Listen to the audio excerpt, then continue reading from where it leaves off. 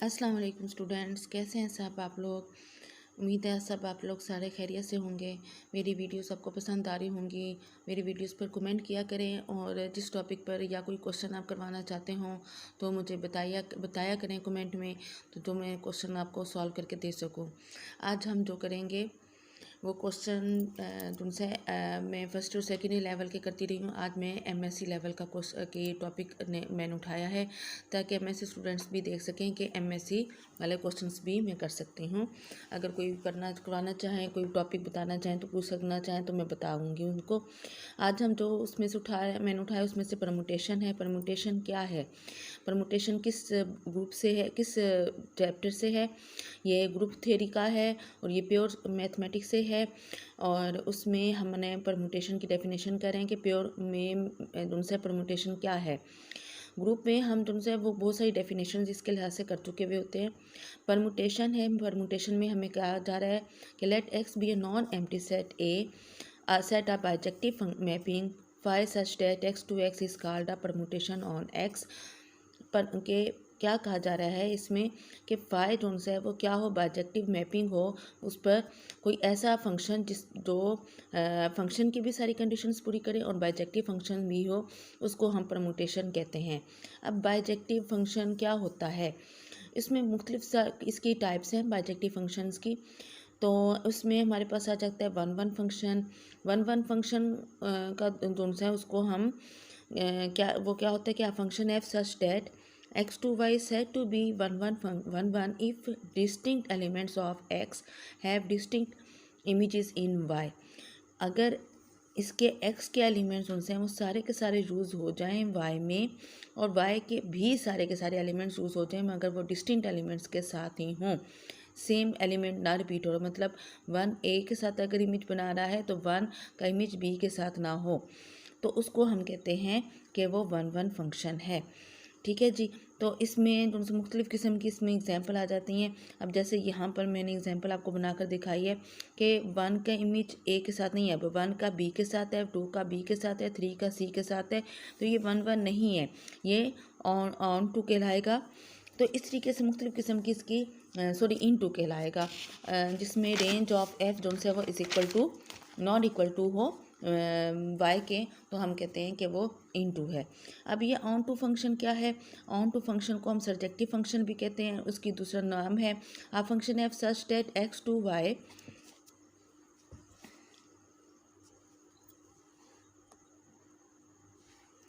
a function f such that x to y is to be on to if range of f is equal to y, if range of f is equal to y, then अब इसको जो है वो image की form में कैसे represent करें कि x है, ये x है, इमेज हमने x टू x क्योंकि कहा है, y कहा है तो यहाँ पर y ही आना चाहिए था, बाय मिस्टेक मैंने लिख दिया।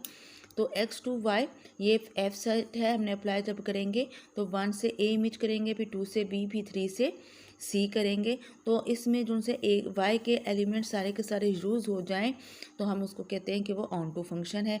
बाइजेक्टिव फंक्शन क्या होता है, is said to be a function f such that x to y is said to be bijective function if it is both 1 1 भी हो and onto, it is both 1 1 and 2, दोनों बातें पूरी करें, 1 1 की भी और ऑन टू की भी। मतलब नंबर 1 1 में हमारा ये होता है कि एलिमेंट रिपीट ना हो, बेशक कोई एलिमेंट वाई में से हमारे पास रिमाइंडर रह जाए, ठीक है।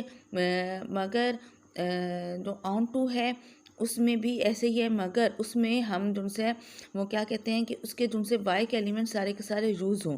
1 1 में हम कंडीशन ही ऐसे लगा रहे हैं, मगर ऑन टू में हम ये कंडीशन लगा रहे हैं, रिस्ट्रिक्शन लगा रहे हैं कि जी हमारे जिनसे वो सारे के सारे एलिमेंट्स क्या हों, एक्स के वाई में जब जाएं तो आपके सारे के सारे एलिमेंट्स बाइजेक्टिव फंक्शन में रिपीट हो जाएं, उसको हम बाइजेक्टिव फंक्शन कहते हैं।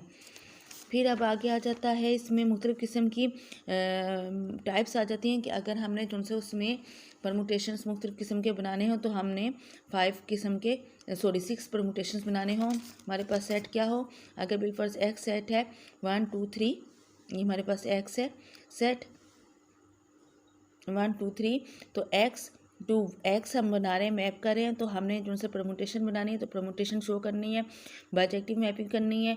तो उस पर हमारे पास कैसे पता चलेगा, क्योंकि एलिमेंट्स कितने हैं इस सेट में 3 हैं, तो इसका मतलब है हमारे पास नंबर ऑफ परमुटेशंस 6 होंगे। ये मैं थोड़ी सारी आपको दिखा रही हूँ, फिर अगर आपने समझना हो तो आप मुझे बता सकते हैं तो मैं आपको समझा दूँगी।